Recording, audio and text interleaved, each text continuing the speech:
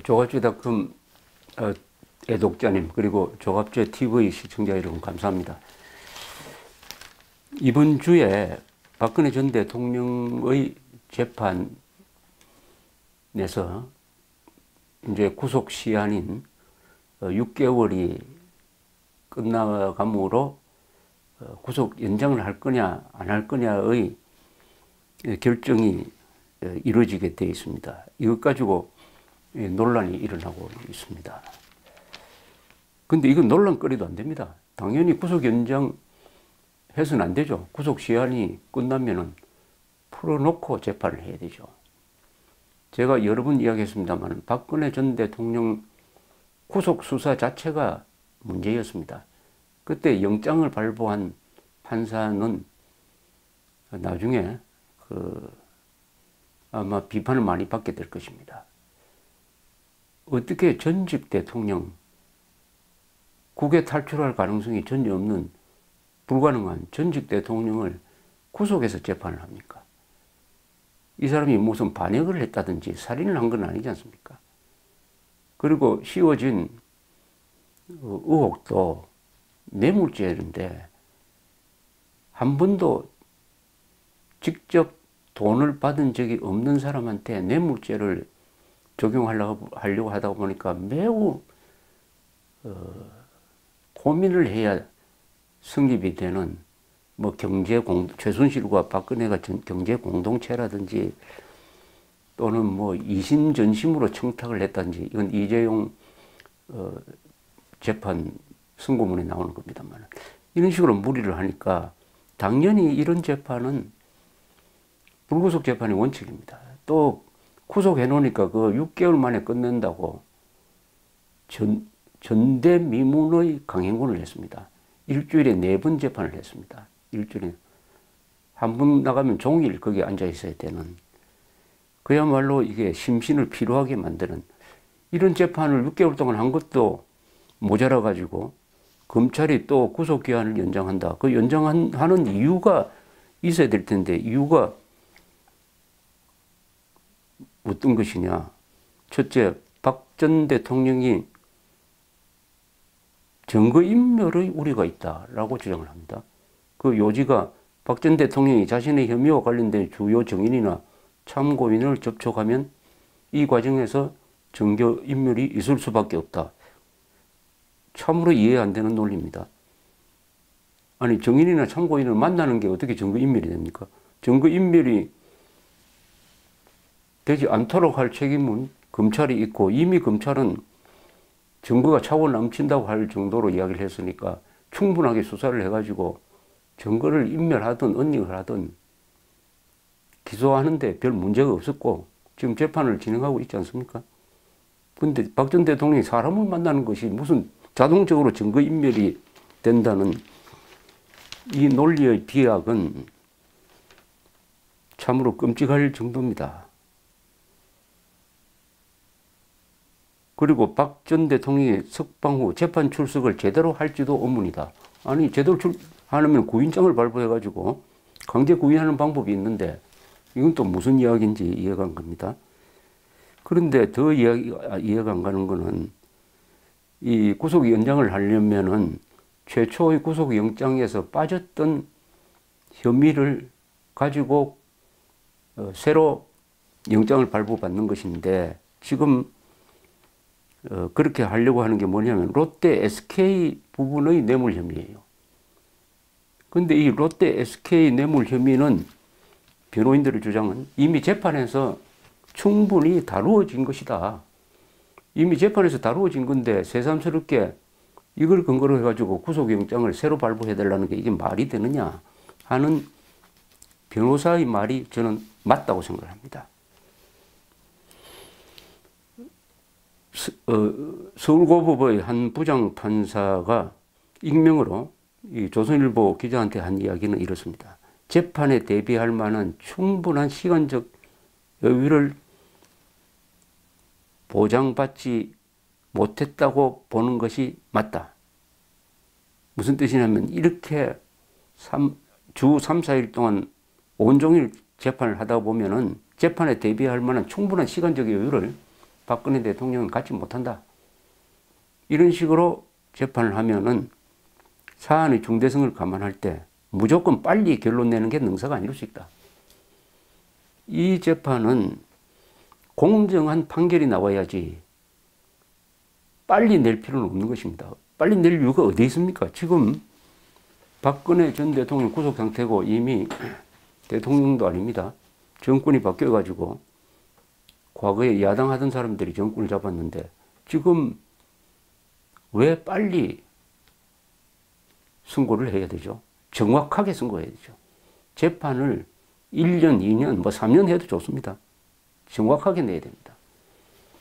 그렇게 해야 사법부의 후회도 없게 되겠죠. 여기에 참여했던 검사, 판사도 충분히 이 이상 할 수 없을 정도로 충분히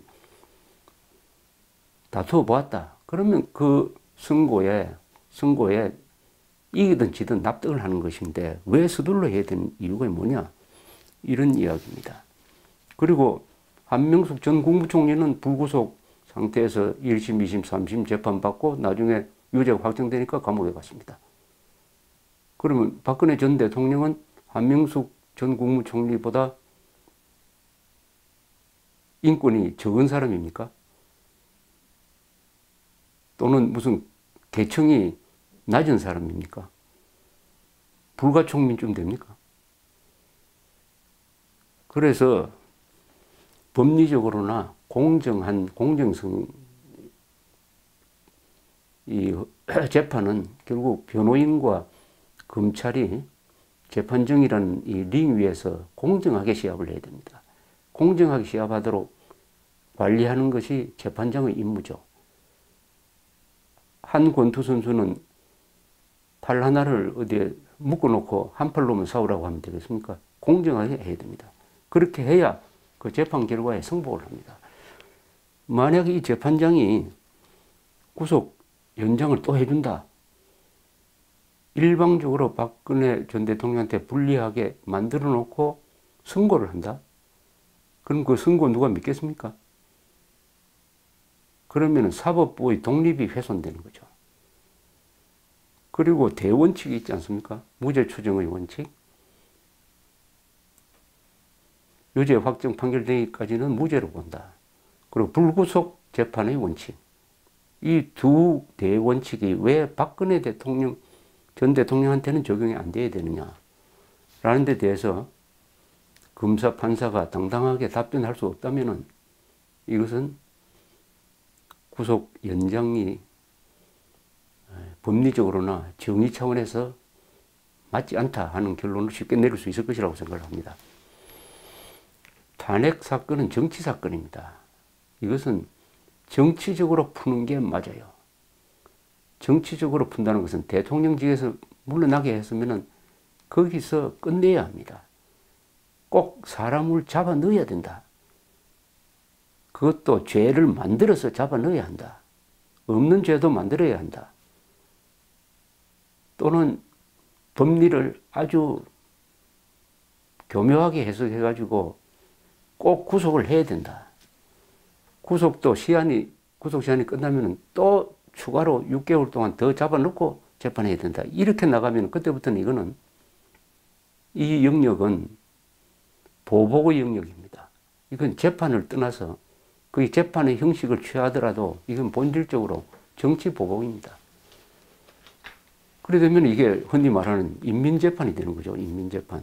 여론을 의식하고 정치적 고려를 하고 하는 재판을 우리가 인민재판이라고 합니다. 인민재판이냐 아니면은 공정한 재판이냐의 그 분기점에 지금 이 재판장이 서 있습니다. 그러니까 이 재판장이 뭐 고민할 필요 없다고 생각합니다. 관례대로, 법정신대로 결정을 하면은 박근혜 전 대통령은 석방시켜놓고 느긋하게 정확하게 재판을 진행해야 된다고 생각을 합니다. 그러지 않으면은 이 탄핵 사건을 여러 사람들이 다른 말로 부르고 있습니다. 지금 좌파 세력이나 집권 세력은 촛불혁명이라고 부르고 있습니다. 촛불혁명이라고 하면은 이 수사도 혁명적 수사, 혁명검찰이 되는 거고 재판도 혁명재판이 되는 겁니다. 이번 판결을 보면은 이게 혁명재판인지 정상적인 재판인지 아마 알 수 있을 것이라고 생각을 합니다. 과거에 조선조에 사화가 있었어요. 사화는 어떤 결말이 있느냐 보면 우리 탄핵 사태하고 좀 비슷합니다. 언론이 막 과장 보도를 해서 한 사람을 집중적으로 공격을 하는 데서부터 시작되는 거죠. 옛날에는 주로 영모죄를 씌웠습니다. 박근혜 대통령한테는 영모죄의 범과는 뇌물죄를 씌웠어요. 거기에 이르는 과정에서 언론의 과장 보도가 많았습니다. 그때부터는 언론이 불리하게 돌아가면 그때부터 재판이나 수사는 거기에 맞춰서 진행이 됩니다. 그러면은 그 탄핵당한, 그때도 탄핵이라는 말을 썼어요. 탄핵당한 뭐 영의정이든지 좌의정은 삭탈관직이 되고 유배를 갑니다. 끝나는 게 아니에요.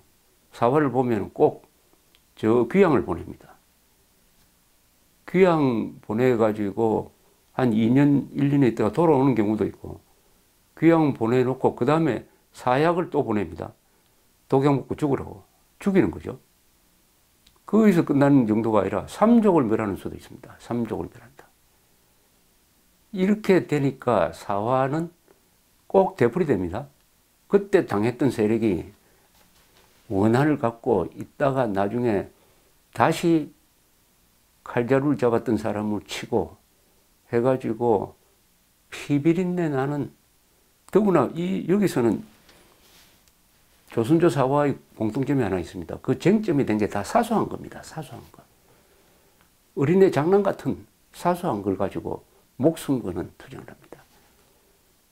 최순실 국정농단이라는 것도 지금 보면은 한국과 같은 큰 나라에서는 아주 사소한 겁니다, 이게. 국가의 안보와 외교를 놓고 무슨 싸운 것도 아니에요. 사소한 걸 가지고 집요하게 인간을 말살하는 쪽으로, 정치적으로 말살하는 쪽으로 가려고 하는 이 충동이 있습니다.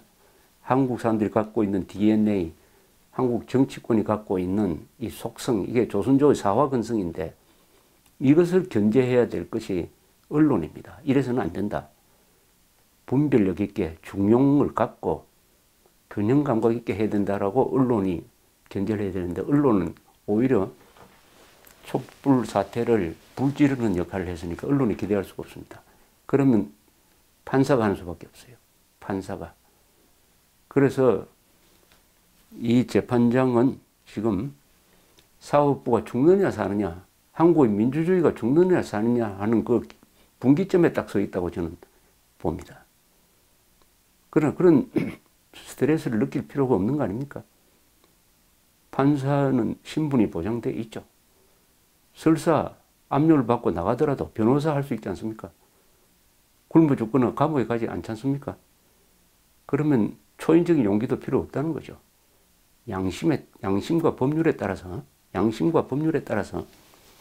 한국의 사법부 독립을 살리고 한국의 민주주의를 살리고 한국의 정치가 조선조 사화의 재판이라는 이야기를 듣지 않도록 아주 현명한 판단을 내려주시기를 바랍니다.